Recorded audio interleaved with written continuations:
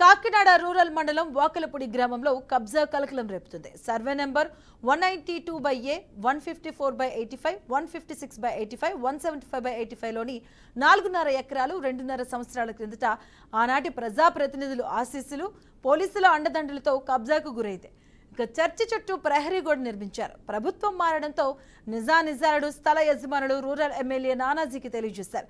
గురువారం స్థల యజమానులను అందరూ కలిసికట్టుగా వచ్చి చుట్టూ ఉన్న ప్రహరీని వారే జేసీబీ సాయంతో తొలగించే చర్యలు చేపట్టారు. ఇక దీనిపై వివాదం జరుగుతుంది. 35 ఏళ్ల క్రితం స్థలాలు కొనడం జరిగిందని, ఇక అప్పటి నుంచి పన్నులు కట్టుకుంటూ ఉన్న చర్చిని, పక్కన ఉన్న షెడ్లను మాజీ స్థానిక ఎమ్మెల్యే తొలగించారని ఆరోపిస్తున్నారు. ఇక ద్వారంపూడి హజమాయిషితో రౌడీలు పెట్టి కొట్టించారంటూ సిఐటియు నాయకుడు మెడిశెట్టి వెంకటరమణ, స్థల యజమానుడు విశ్వనాథం శ్రీలక్ష్మి ఆరోపించారు.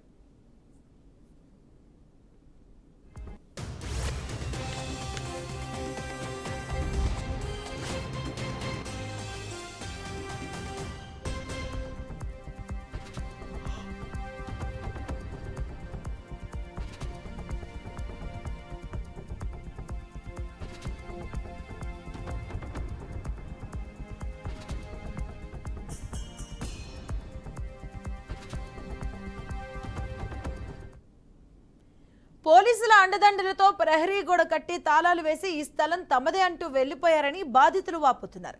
ప్రభుత్వం మారడంతో తమకు ధైర్యం వచ్చిందని రూరల్ ఎమ్మెల్యే పంతం నానాజీకి విషయాన్ని తెలిపామని అంటున్నారు. ఇక అన్యాయంగా తమ స్థలాన్ని కబ్జా చేసి తమల్ని బాధపెట్టి రౌడీలతో కొట్టించిన ద్వారంపూడి చంద్రశేఖర్ రెడ్డిపై కేసు నమోదు చేయాలని డిమాండ్ చేస్తున్నారు.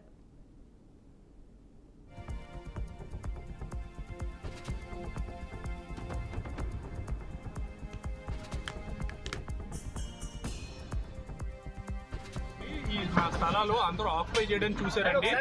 మరి ఇప్పుడు అర్బన్ ఎమ్మెల్యే గారు అయితేనేంటి, రూరల్ ఎమ్మెల్యే గారు అయితేనేంటి, అందరూ ఆయనకి సహాయ సహకారాలు అందించారండి.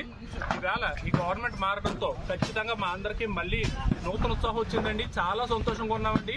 మా స్థలాలు మళ్ళీ మేము తీసుకోగలుగుతున్నామండి. 35 సంవత్సరాల క్రితం వేసుకున్న లేఅవుట్ అండి ఇది. 35 సంవత్సరాల నుంచి మా ఆధీనంలో ఉంటూ మేము సంతోషంగా ఉంటున్నప్పుడు మీరు వెనకాల కూడా చూడొచ్చండి. ఇది చర్చ్ అండి. చర్చిను కూడా ఆఖరి చర్చిను కూడా లోపల పెట్టి మొత్తం చుట్టూరు గోడ కట్టేసేయడంత ఘోరమైన పరిస్థితులు ప్రయత్నిద్దామని చెప్పి చాలా ప్రయత్నించారండి. అప్పుడు అంతే ప్రతిఘటించండి, ఇప్పుడు ప్రతిఘటిస్తున్నామండి. ఖచ్చితంగా ఎట్టి బస్సులోను ఈ స్థలాలు ఎట్టి బస్సులోను కబ్జాలు గురి కానివ్వండి, ఖచ్చితంగా మేము కాపాడుకుంటామండి.